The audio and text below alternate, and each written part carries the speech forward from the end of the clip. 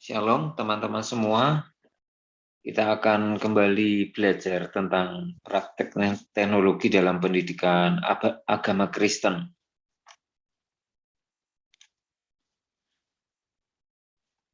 Tentunya hal ini akan memberikan wawasan yang baru bagi kita, pemahaman yang baru bagaimana pendidikan agama Kristen ini berkaitan dengan teknologi ataupun dalam pendidikan agama Kristen kita menggunakan teknologi. Kita tahu bahwa pada masa sekarang ini adalah masa yang kemajuan zaman luar biasa, canggih, dan berbagai teknologi itu muncul setiap saat, dan itu berkembang sangat pesat, yang kemudian akan menjadi pertimbangan bagi kita, bagi para pendidik Kristen adalah teknologi mana yang tepat untuk kita gunakan, atau yang itu sesuai dengan visi misi ketika kita mengajar, baik itu di sekolah ataupun di gereja, dan juga ketika kita menggunakan teknologi ini, apakah sebuah inovasi yang tepat sasaran, itu yang harus jadi pertimbangan.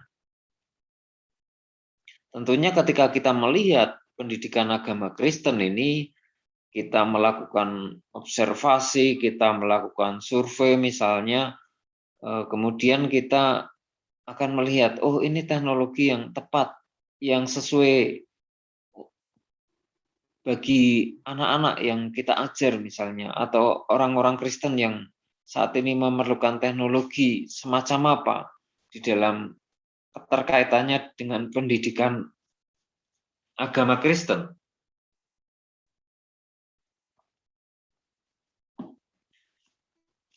Sebelum masuk ke sana, ada baiknya kita melihat dulu tentang keterkaitan antara teknologi dengan pendidikan agama Kristen, sehingga kita melihat landasan filosofis untuk berpikir tentang praktek teknologi dalam pendidikan agama Kristen ini. Jadi teknologi itu erat kaitannya dengan budaya. Ini adalah bagian yang pertama di mana kalau kita melihat definisi dari teknologi, dikatakan bahwa teknologi itu adalah ilmu pengetahuan terapan, atau dari perspektif lain adalah penggunaan pengetahuan ilmiah atau beberapa hal yang kemudian diterapkan atau digunakan secara praktis. Tentunya definisi ini sebagian besar di dunia modern, kalau kita berbicara tentang teknologi, itu kemudian berkaitan dengan budaya kita setiap hari. Misalnya, alat komunikasi. Alat komunikasi dulu, pada zaman dulu adalah kita menggunakan surat misalnya, atau telepon rumah. Tapi dengan kemajuan teknologi, orang kemudian berkomunikasi satu dengan yang lainnya, bisa menggunakan email. Kalau alat komunikasi kemudian kita menggunakan berbagai aplikasi yang disediakan saat ini, ada banyak media untuk berkomunikasi yang kemudian bentuknya yang lebih sederhana mungkin, atau juga kecepatannya di dalam kita mengirimkan informasi untuk komunikasi tersebut. Ada berbagai aplikasi. Demikian juga untuk alat transportasi misalnya, yang kemudian begitu canggih. Kalau dulu kereta ya kereta biasa begitu, tapi sekarang ada komputer alat transportasi yang lebih canggih yang bisa digunakan, dan juga itu berkaitan juga dengan aplikasi. Ada alat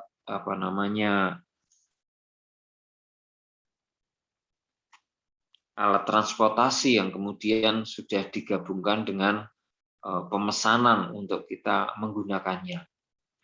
Kemudian berbagai perangkat yang digunakan untuk sekolah, untuk merencanakan jadwal sekolah, mengatur pelajaran, kurikulum, mengelola ruang kelas dan sebagainya, ini tentunya juga berkaitan dengan teknologi. Nah, ini sekarang manusia harus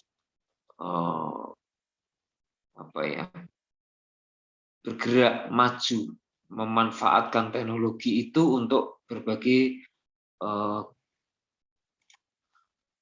pengajaran, berbagai upaya pengajaran ini kemudian menggunakan teknologi. Misalnya di dalam masa sekarang ini, di tengah pandemi juga orang menggunakan teknologi untuk mengajar, sehingga tidak tatap muka, tetapi saat ini adalah menggunakan media online, misalnya ada Google Meet, ada Zoom, dan mungkin kemudian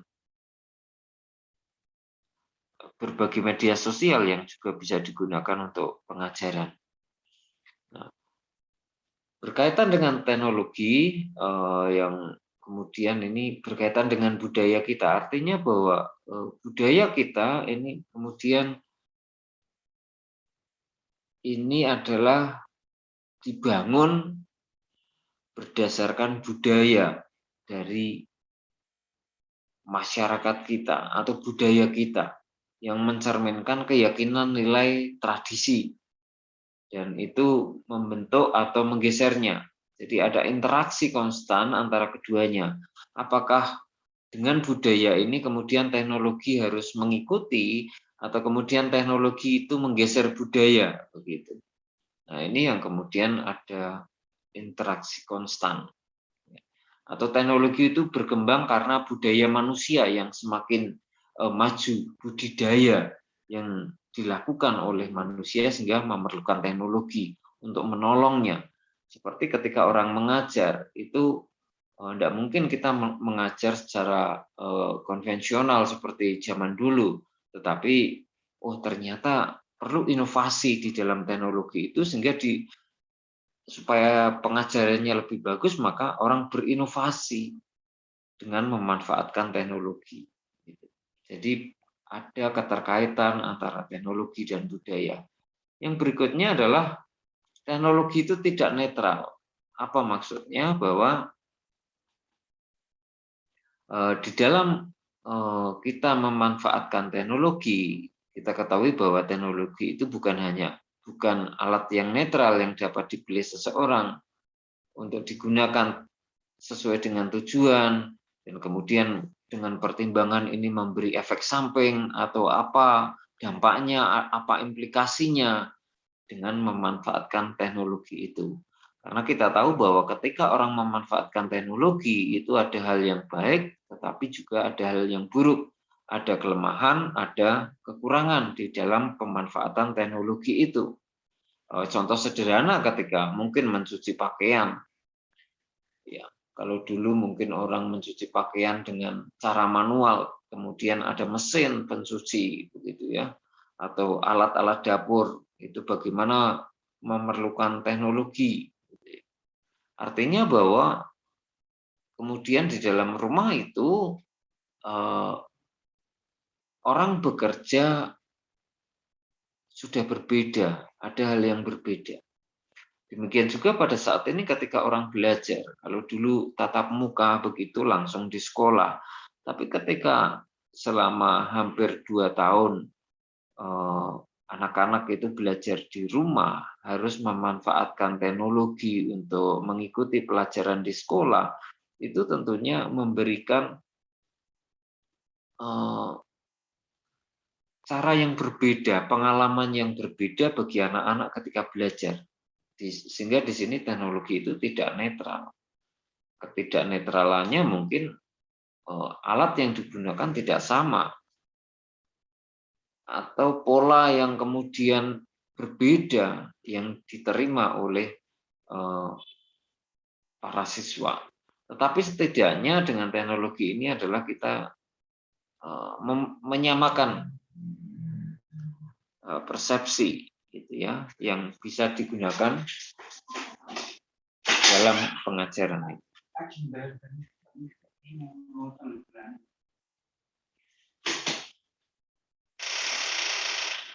Yang berikutnya adalah ini mungkin mengubah tradisi tertentu, pola komunikasi tertentu. Ada tradisi yang diubah dari konvensional sekarang adalah digital, begitu ya. Ketika orang membayar listrik atau membayar air, sekarang bisa menggunakan aplikasi dengan cara online digital atau alat-alat komunikasi yang lain yang kita gunakan. Kalau dulu telepon, sekarang bisa video call, kita bisa menggunakan meeting, room meeting yang bisa digunakan bersama-sama.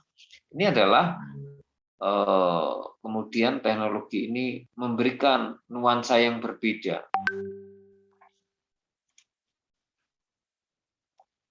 Misalnya kita lihat bagaimana kemampuan orang untuk berada di suatu tempat, orang tinggal di suatu kota, bekerja di kota lain. Ini ada perubahan-perubahan. Orang bekerja bukan hanya di suatu wilayah lokal, tetapi kemudian bisa berada di tempat-tempat yang berbeda, di kota yang berbeda. Artinya di sini ada pergerakan yang muncul, pergerakan yang berbeda. Demikian juga orang mulai menggunakan kendaraan untuk mobilitas mereka, untuk bepergian dari antar kota, antar negara. Ini adalah semuanya adalah berkaitan dengan teknologi. Di sini kita melihat bahwa memang teknologi ini mau tidak mau menggeser atau mengubah, memperkuat atau sepenuhnya mengubah aspek penting dari suatu budaya. Hal yang perlu dipertimbangkan adalah bagaimana nilai terhubung dengan orang lain setiap saat. Misalnya munculnya ponsel, gitu ya. Munculnya ponsel ini tentunya akan memudahkan orang berkomunikasi. Namun di sini tentunya ketika menerima informasi itu tidak netral. Tak satupun dari perangkat itu sebagai suatu sistem yang netral. Neil Postman berpendapat bahwa teknologi yang diberikan selalu merupakan tawaran Faustian, yaitu melambangkan orang yang cermat, membuat rencana dan setia. Artinya di sini ketika kita juga menggunakan teknologi, memang itu kita perlu sebuah perencanaan yang baik. Ketika kita menggunakan teknologi itu perlu pengaturan dengan seksama, secara cermat, sehingga teknologi itu benar-benar memberikan manfaat. Sama dengan ketika kita mengajar, itu seharusnya teknologi juga memberikan manfaat yang baik. Teknologi itu memberikan dampak yang baik bagi penggunanya, sehingga kita tepat sasaran di dalam semua pemanfaatan teknologi. Di dalam penggunaan teknologi ini ada manfaat dan keterbatasan. Tadi saya sampaikan ada kelemahan, ada kekurangan, ada hal yang dampaknya baik atau juga ada hal yang dampaknya kurang baik. Yang berkaitan dengan pendidikan itu kemudian kita harus mempertimbangkan secara moral benar atau salah. Misalnya kemudian ketika orang-orang memiliki pendapat yang berbeda tentang suatu masalah, mereka dapat membuat kasus yang menarik untuk situasi tertentu. Meskipun pasti ada kebijaksanaan Alkitab untuk membantu seseorang bergulat dengan keputusan seperti itu. Jadi pemanfaatan teknologi di kalangan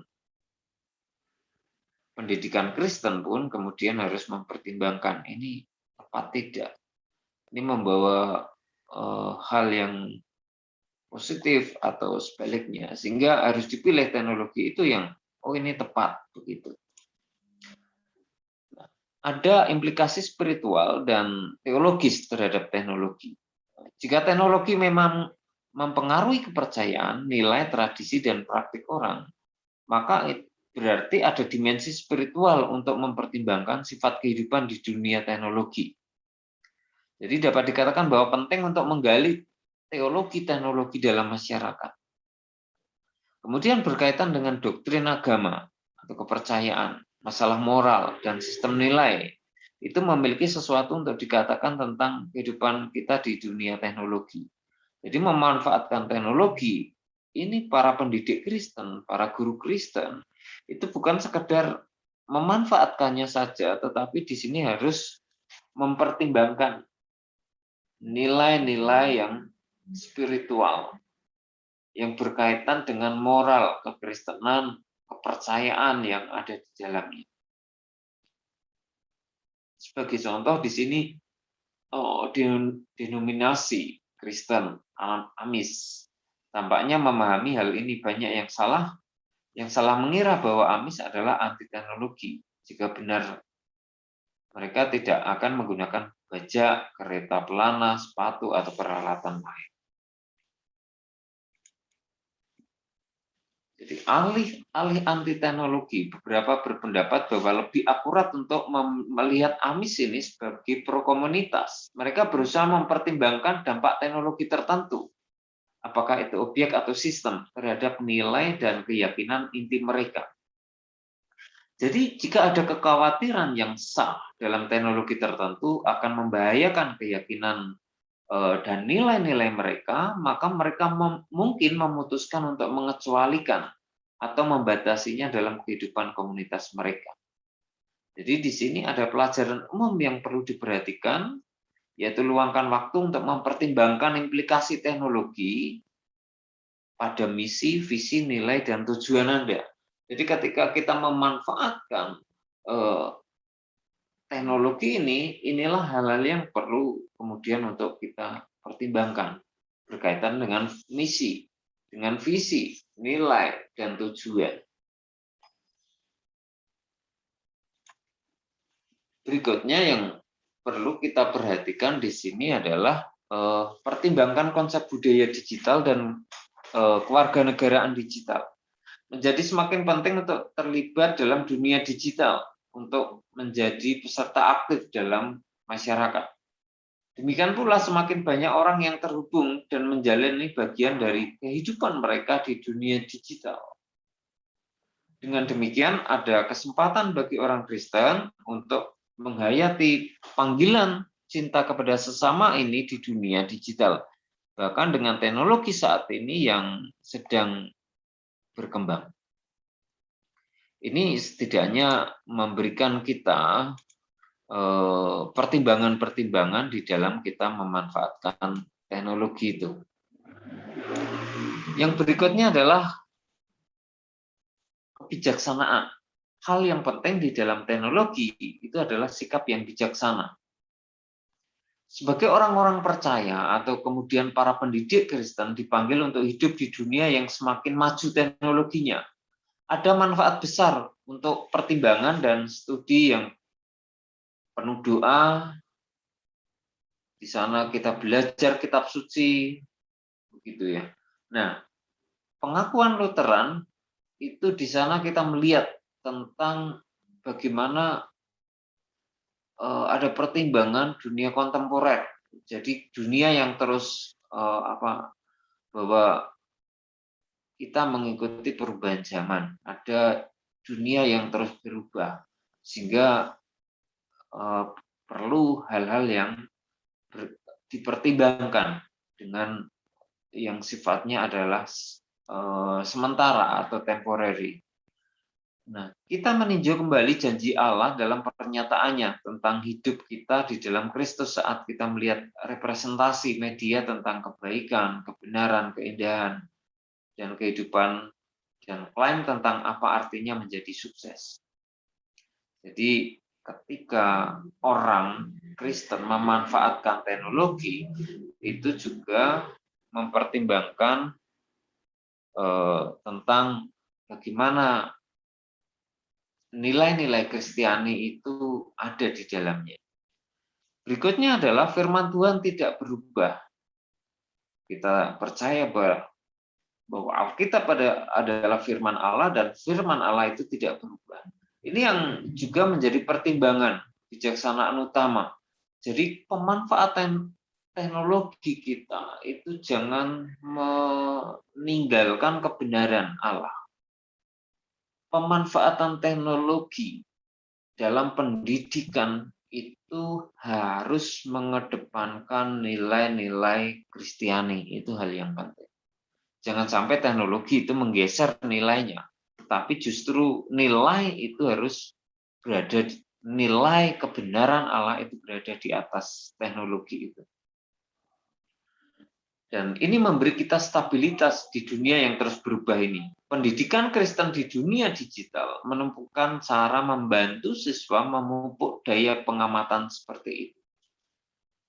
Yang berikutnya adalah kalau kita melihat katekismus besar dari Martin Luther yang memberikan contoh bagi kita, contoh yang baik untuk menjadi pedoman ketika kita memanfaatkan teknologi. Jadi di situ ia tidak hanya mengajarkan tentang arti 10 perintah, tetapi juga menggunakan contoh dan ilustrasi khusus, bahkan kasus dan skenario dari kehidupan sehari-hari. Jadi kalau pada zaman sekarang dengan teknologi yang maju, gadget misalnya, atau alat-alat komunikasi yang canggih, media sosial yang berkembang, nah bagaimana kita mengajarkan 10 perintah Allah misalnya? Itu dengan kita membuat ilustrasi dari kasus atau hal-hal yang muncul di dalam kehidupan sehari-hari pada masa sekarang. Kalau kita tahu bahwa sekarang adalah kita berada di zaman yang maju, di industri 4.0 gitu ya, atau sebentar lagi ini juga sudah 5.0 begitu. Kemudian kita melihat bagaimana orang menggunakan misalnya model yang sama untuk merenungkan hukum dan janji Tuhan di dunia kontemporer ini. Bagaimana hukum Allah, janji Tuhan itu diajarkan di dunia sekarang ini, di dunia yang kontemporer, yang maju. Misalnya di sini kita orang berkomunikasi biasanya dengan Twitter, Facebook, Instagram, atau Pinterest, ada blog, ya, ada blogosphere, atau kita WhatsApp dan lain-lain. Bagian dari misi yang kemudian harus kita lihat di dalam pendidikan Kristen adalah untuk memberikan challenge, tantangan orang-orang untuk terus mempertimbangkan pentingnya pandangan dunia Kristen dalam terang kehidupan modern. Bagaimana wawasan dunia Kristen itu kemudian berada di sini untuk kemudian memberikan challenge kepada orang, memberikan tantangan bagaimana kemudian memanfaatkan teknologi. Yang ini kemudian, ini di dunia modern, pemikiran yang maju, ada tren yang luar biasa kemajuan itu. Sehingga nilai-nilai Kristen, Injil Tuhan di tengah dunia kontemporer itu bisa menjadi terang, bisa memancar. Ini adalah pentingnya kemudian mempertimbangkan. Di bagian berikutnya yang merupakan hal yang perlu kita lihat di sini sebagai kesimpulan adalah landasan yang berguna untuk berpikir tentang peran teknologi dalam pembentukan iman dan pendidikan agama. Kita dapat beralih ke pemikiran tentang berbagai cara yang mungkin kita gunakan untuk menggunakan teknologi tertentu. Ada kemungkinan tak terbatas dan masing-masing akan memiliki manfaat dan keterbatasannya. Jawabannya adalah tidak menolak semuanya. Sebaliknya ini adalah usaha untuk menjaga kepercayaan dan nilai-nilai kita tetap fokus atau berpusat. Jadi bagaimana kita berbicara, memikirkan, dan kemudian ini loh, ketika kita memanfaatkan teknologi, manusia tidak hanyut di dalam arus global yang luar biasa ini, tetapi justru orang melihat atau kemudian bisa mempraktikkan iman Kristennya di tengah-tengah teknologi yang maju ini. Artinya misalnya kebiasaan doa, kebiasaan membaca kitab suci. Jangan itu kemudian karena adanya teknologi, kita menjauhi dari pertemuan-pertemuan ibadah, atau doa-doa kita sambil lalu saja. Ketika orang memanfaatkan teknologi, apakah kita kemudian justru terbantu memberi nilai yang positif bagi pendidikan Kristen atau sebaliknya? Jadi di sini nilai kepercayaan iman Kristen itu justru semakin memancar di dunia digital ini. Sehingga ketika kita memanfaatkan teknologi dengan inovasi yang tepat, itu memberikan nilai yang dapat menumbuhkan kasih Kristus, memberikan pengetahuan tentang kebenaran itu semakin dalam, sehingga orang pada akhirnya mengenal bahwa Yesus itu adalah juru selamat. Itu hal yang penting. Jadi pertimbangan-pertimbangan yang menjadi dasar dulu, yang utama di dalam kita membangun atau kita memanfaatkan teknologi di dalam pendidikan agama Kristen. Itu adalah bagian utama yang kita renungkan, dan nanti saya berharap teman-teman kemudian memberikan semacam perenungan atau refleksi dari apa yang kita pelajari hari ini. Demikian yang bisa kita pelajari untuk bagian yang pertama ini.